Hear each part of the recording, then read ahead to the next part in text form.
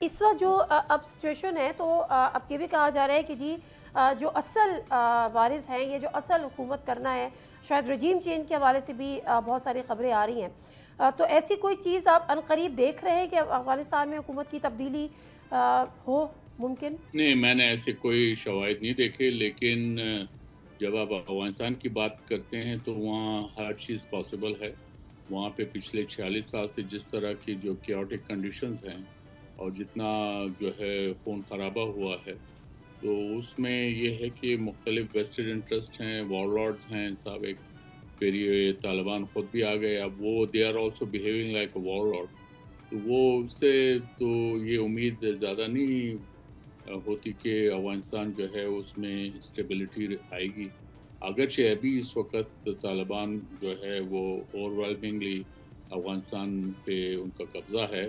اور ان کو فی الحال کوئی امیڈیٹ جو ہے چیلنج نہیں ہے۔ سر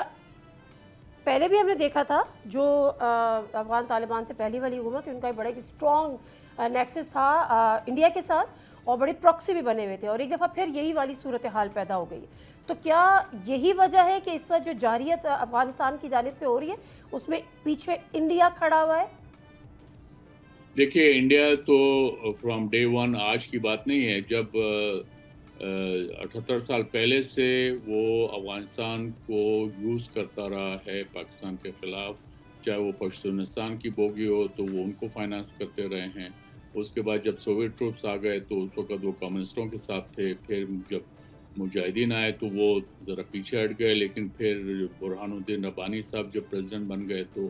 انہوں نے ان کو بھی جو ہے وہ اپنے یعنی ایک طرح سے اپنا ساتھی بنا لیا۔ سبسکرائب کریں اور بیل دبائیں تاکہ کوئی خبر رہ نہ جائے۔